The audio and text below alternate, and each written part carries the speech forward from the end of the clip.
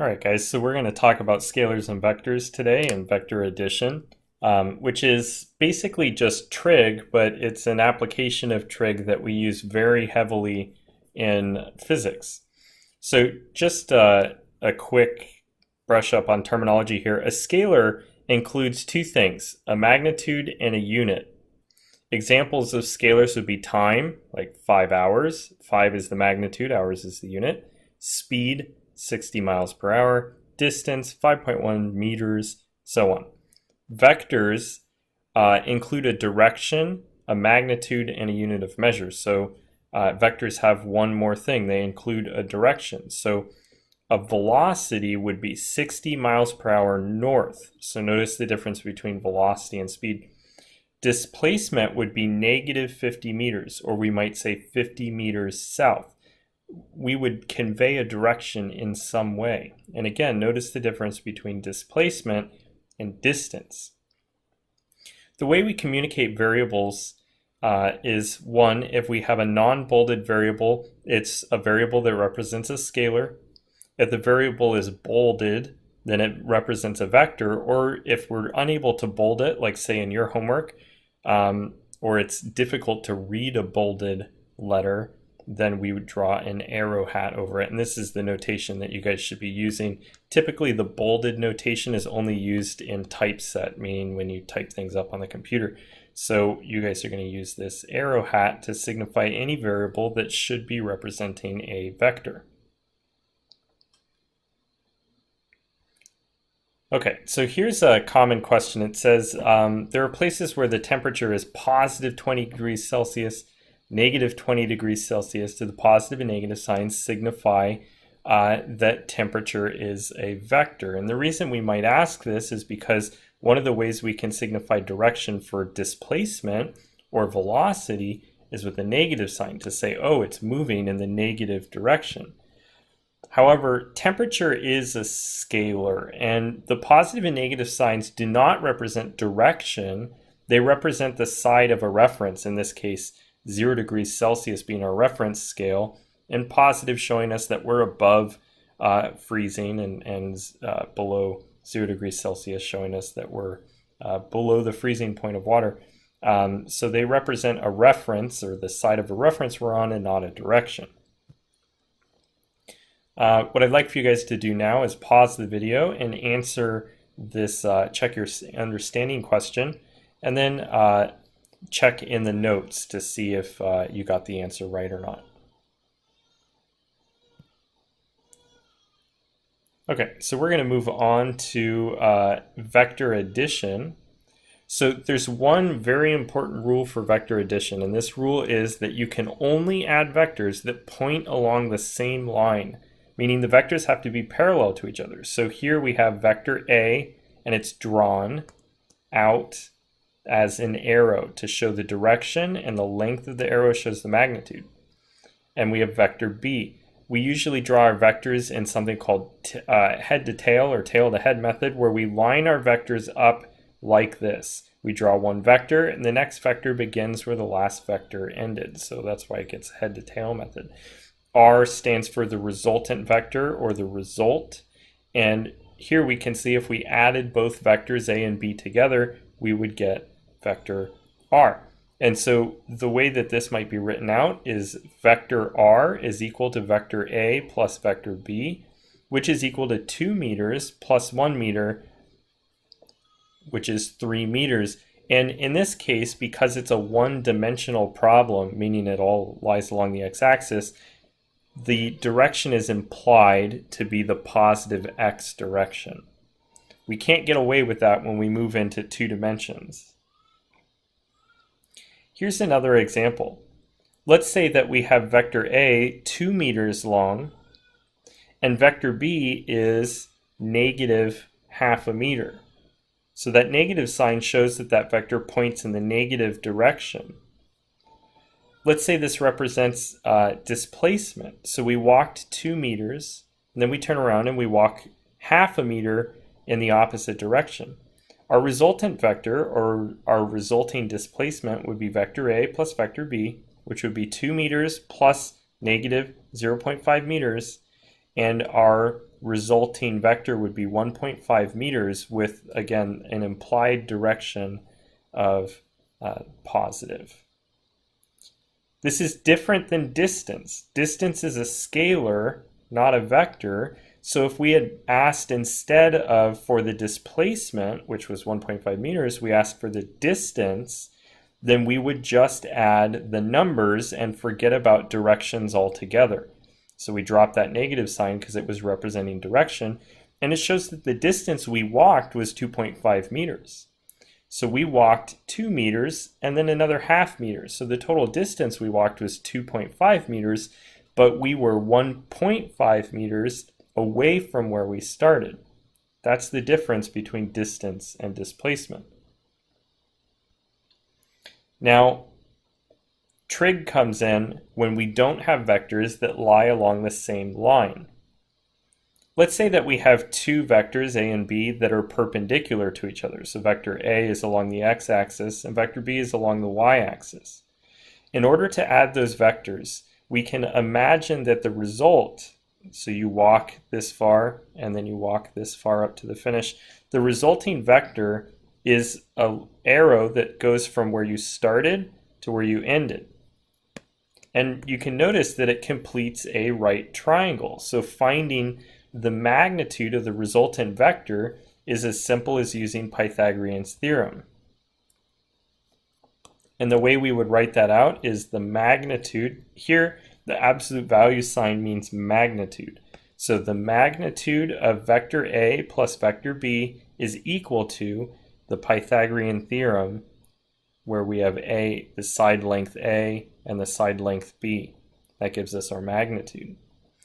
If we wanted to find the direction, in this case in 2 dimensions, we represent direction with angles. So here this would be theta, and the direction would be given by arctangent. Remember, tangent is opposite over adjacent. So the arctangent of B over A gives us an angle, which is our direction. And in this class, we usually want our directions in degrees, so we just make sure our calculator is in degrees. Okay, so the first example was both vectors lie in the same line. The second example was that the vectors are perpendicular to each other. And the third example, and the most common, is a little bit harder. And this is we have a 2-dimensional system, but the vectors are not in a line and they're not perpendicular to each other. What we have to do in this case is split, and it's called decomposing all of our vectors up into smaller vectors that lie along the x and the y axis. So look at what we've done here. Here's vector B. Vector B is 55 degrees away from, let's say, west, right? So 55 degrees north of west. We could split vector B up into a horizontal component and a vertical component by imagining that it's a hypotenuse to a right triangle. If we do that, we can use trig to determine the length of each side. So the magnitude of the x component of vector B is this orange line here, and that we use trig for. This is the adjacent side to the angle 55. Remember that cosine is adjacent and hypotenuse. So if we had cosine 55 degrees equals the adjacent over the hypotenuse, then we can rearrange this function to be or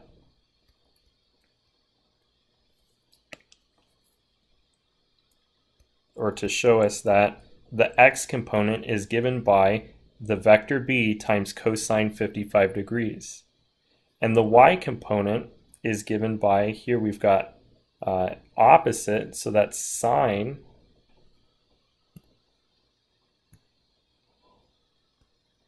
the sine of 55 degrees is opposite over adjacent, or sorry, hypotenuse. And again, rearranging that, we can see that the y component is given by vector b times the sine of 55 degrees.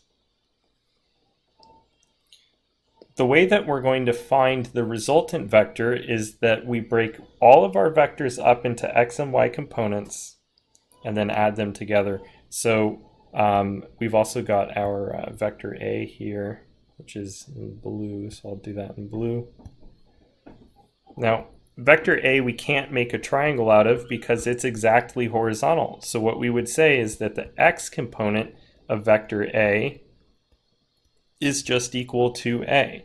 And the y component, because it doesn't actually, it's not going up or down at all, is just 0. That vector lies entirely in the x direction. So what we do now is we add our x components. The resultant vector's x component is equal to vector A's x component plus vector B's x component. And we can add them because now they lie in the same line. And we need vector A's y component plus vector B's y component. So this is going to be equal to, in this case, we have, are we given any values here?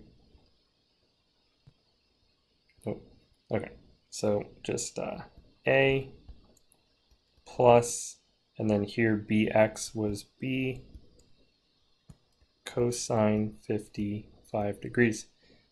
And then here vector A's y component was just 0. And then we would have vector by, so that's b sine 55 degrees. Okay, so if we were given the lengths of A and B, we could plug those in and we would be able to find the x and y components of R. And if we're thinking about that, this here, this is Ry right there. Let me draw it like this. That's Ry. And this is Rx visually right there, making that right triangle out of vector R. If we wanted to find the magnitude of R, meaning the length of this vector, then we could use Pythagorean's theorem. And if we wanted to find the angle theta here, we would use arctan.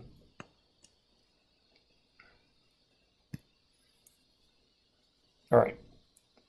Again, I'd like for you guys to pause the video, take a look at conceptual example 7, answer it, and then look in the notes to see if you get that right. Do the same thing for the check your understanding.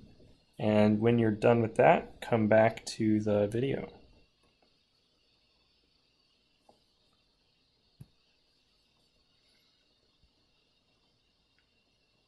Okay, so we were just talking about vector components. So again, here's vector A, and we can split vector A up into its horizontal and vertical components.